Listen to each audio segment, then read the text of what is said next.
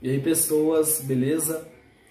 No último vídeo eu falei um pouco sobre Anás e Caifás, que eram sumos sacerdotes.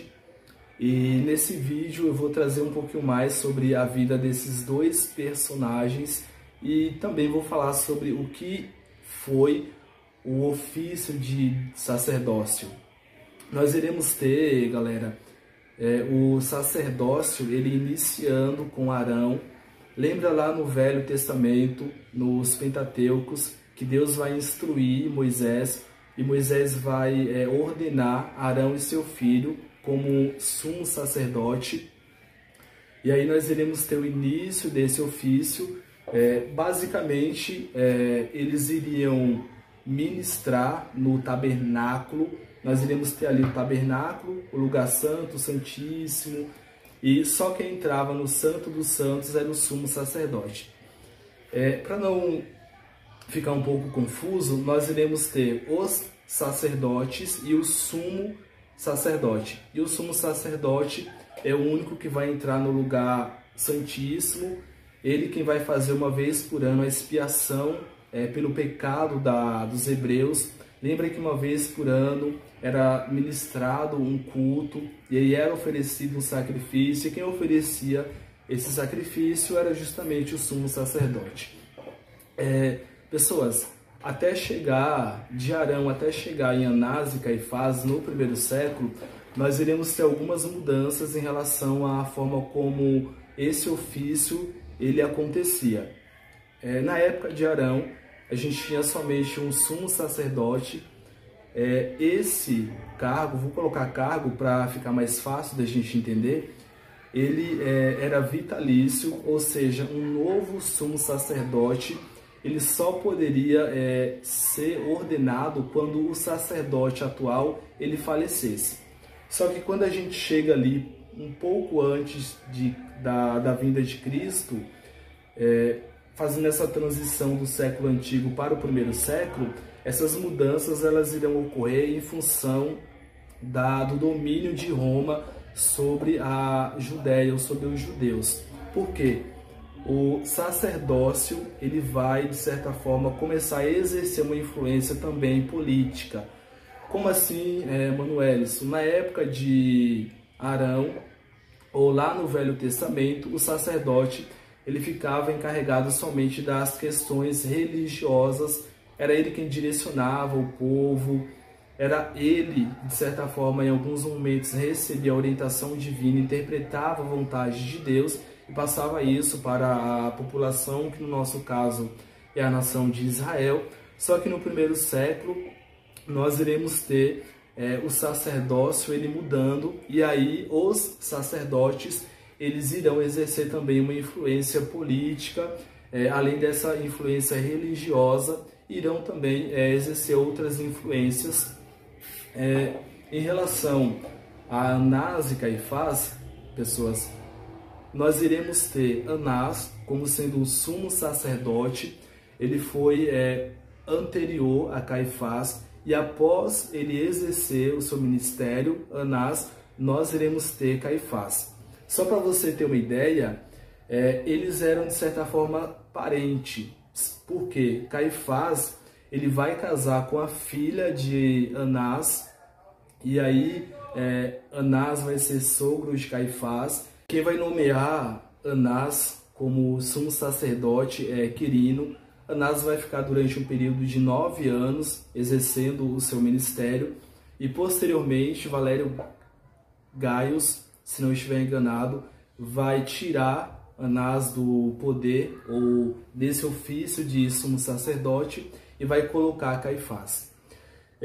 Só que mesmo Anás ele não estando oficialmente no cargo, ele vai continuar exercendo uma influência muito grande sobre os judeus. Isso porque para os judeus o cargo era vitalício, ou seja, o sacerdote ele só saía desse ofício quando ele morresse, e aí sim outro sacerdote poderia ser nomeado. Então, por esse motivo, que era algo que fazia parte da cultura judeia, Anás ele vai continuar tendo uma grande influência ainda ali no primeiro século entre os judeus. Caifás, oficialmente, ele assume, e ele também vai ter uma influência muito grande, até porque mesmo ele estava associado a Anás. Como eu falei para vocês, ele foi casado com a filha de Anás. Só para você ter, galera, uma noção da influência que Anás tem, ele vai colocar os seus filhos, se eu não me engano, 5 filhos, como sumo sacerdote, e vai colocar também um neto seu, ou seja, ele consegue, mesmo não estando oficialmente no cargo, colocar os seus filhos e neto como sumo sacerdote. Em relação a esses dois personagens, como eu falei, além dessa influência, eles faziam parte do Sinédrio, especialmente Caifás. E aí eu falei no último vídeo que o Sinédrio, ele seria o que a gente entende hoje como o Supremo Tribunal Federal e o Congresso Nacional, só que seria uma junção desses dois órgãos. Por quê? O sumo sacerdote ele vai julgar alguns casos civis e criminais. Ele, além de julgar, que seria aí de certa forma uma função do judiciário brasileiro, ele também vai interpretar algumas normas religiosas e até criar essas normas. Ou seja, a gente tem aí parte da função do legislativo, que é criar normas, e a gente tem também uma outra função que é do judiciário, que é a função de julgador. Então imagina que Caifás, Anás também, porque ele vai ter essa influência, ele fez parte do Sinédrio. Imagina que eles presidiam o Supremo Tribunal Federal e o Congresso Nacional, só que esses dois órgãos como se fosse um só. Só que o executivo era o governador de Roma, que tinha essas prerrogativas aí.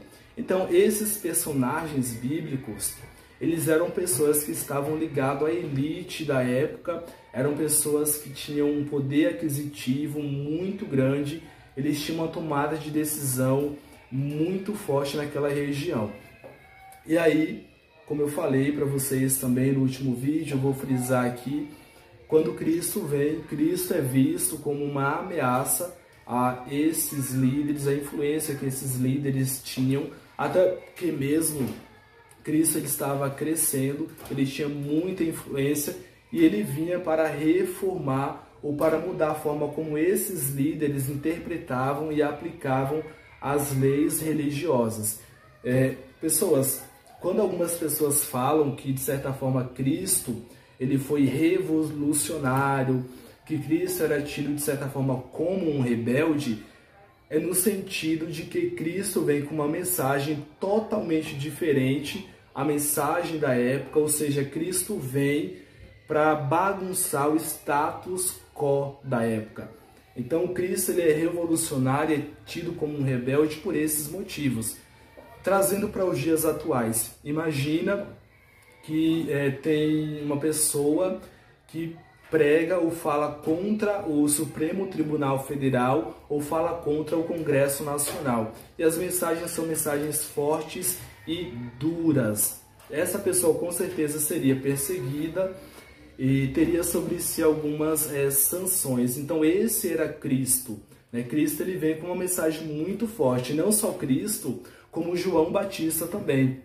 Quando João Batista chama os fariseus, vai se referir à liderança religiosa como raça de víbora, e aí tem outras mensagens também, justamente nesse sentido, tá, pessoas? Em relação ao julgamento de Cristo, a gente vai ter ali, a princípio, Cristo sendo levado para Anás, só que de uma forma não oficial, seria um pré-julgamento. Lembra que primeiro a gente tem Anás é retirado do cargo e Caifás entra no cargo oficialmente no lugar de Anás. Só que eu falei para vocês que Anás continua tendo influência. Tanto é que quando Cristo é levado, ele vai primeiro a Anás faz um pré-julgamento e depois manda para Caifás. E aí com Caifás, Cristo é levado diante do Sinédrio, da Suprema Corte, e aí ele é feito o julgamento. Em relação ao julgamento, não há provas que eu falo que seriam fortes o suficiente para incriminar a Cristo, até porque mesmo Cristo não tinha cometido nenhum crime. E aí é forjado alguns falsos testemunhos, e aí Caifás vai se apegar à fala de Jesus quando ele disse que é o Messias e etc. Então, basicamente, esses foram as funções, esses foram Anás e Caifás, líderes religiosos da época, responsáveis por condenar ou julgar a Cristo em relação ao que teria acontecido com eles após a morte de Cristo. Nós não iremos ter relatos, a gente não consegue determinar. Tem algumas teorias, mas eu não vou falar sobre essas teorias porque é um pouco fantasiosa. Vai ter um outro Anás posterior a Cristo, ali na década de 70, depois.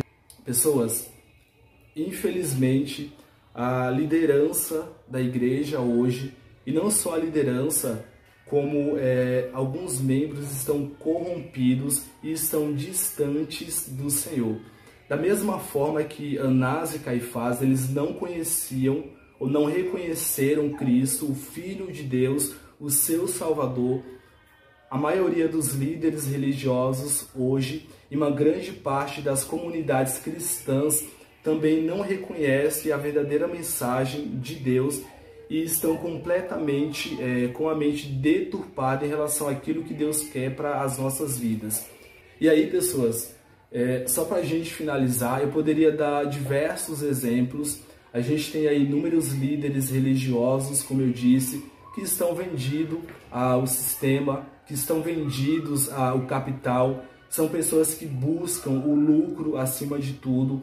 Nós temos hoje igrejas que são montadas dessa forma para captar recursos financeiros, pessoas ou líderes que usam a fé, usam o medo e usam a ingenuidade dos seus fiéis para enriquecer. Pessoas, quando eu falo para vocês sobre Anás e Caifás como sumos sacerdotes, e eles irão perseguir Cristo, irão crucificar Jesus, é porque eles viam em Cristo uma ameaça aos privilégios que eles tinham, à influência, ao poder que eles detinham. E Anás e Caifás, ao invés de reconhecer a mensagem de Cristo, de mudar e se arrepender, irão fazer justamente o contrário. Por inveja, por medo de perder os seus privilégios, eles irão perseguir a Cristo.